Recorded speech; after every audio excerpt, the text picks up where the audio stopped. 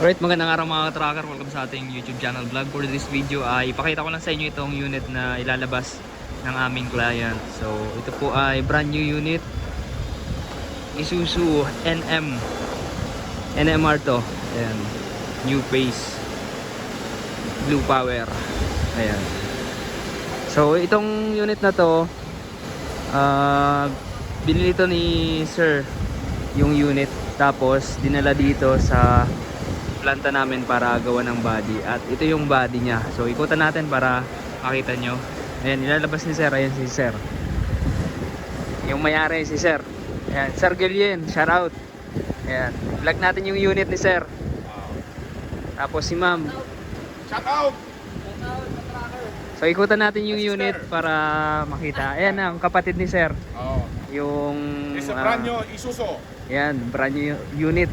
So pakita ko sa inyo yung unit para magkaroon kayo ng idea and reference. So maganda daw, sabi ni ma'am. Oh. Maganda yung paggagawa ng Oh, body. paggawa ng Kali Marketing. Yan, Kali so, Marketing. so ayun, 12 feet to 14 feet composite close band with running guard, one layer hanggang likod. Tapos yung ano dito, yung pinakabit ni sir sa kanyang supply, itong mga stainless na hinges, saka itong guard ng taillight, stainless po yan, oh. Maganda. And then yung lock ng ating pinto. Tapos ayun, meron na ring plate tong unit ni sir. So ipakita ko sa inyo yung loob para makita nyo. Madami ng unit na kinuha si sir dito. Tapos itong brand new naman, so dito na pinagawa yung body. Naka na rin, steel flooring, checkered plate. And then yung panel niya sa loob, sa interior is plywood, pati yung kanyang ceiling. Tapos merong van light. Ayan. So yung ating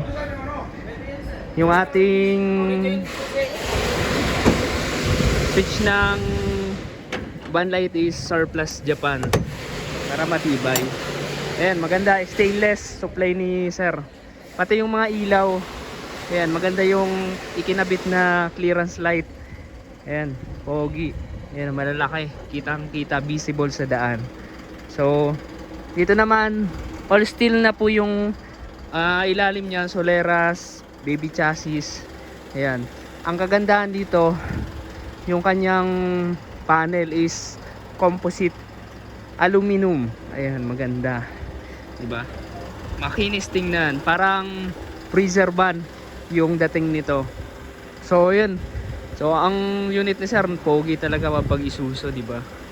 Poging pogi. Kung gusto nyo ng less maintenance, and then yan, pogi, wala kayong poproblemahin, ibabiyahin nyo na lang, brand new na yung kunin nyo, diba? Kung meron kayo yung budget. Pero kung wala, surplus, reliable naman, basta Japan. Alright, so ayan, mag picture taking sila sir at ma'am dahil ilalabas na yung unit. So sa mga gusto magpagawa ng body dyan, kindly contact us on our FB page, Tracker Moto PH. Ayan, dito lang kami makikita, matatagpuan yung production plant namin sa number 66 Barangay Mambugdos, Bacoor, Cavite. So ayan, shoutout kayo na sir, ma'am, sir saka ma'am na talagang laging umukuha dito. So magpipicture taking muna kami. So kung nagustuhan nyo, like, share at mag-subscribe na, pakipollow rin ang ating FB page. God bless, bye bye.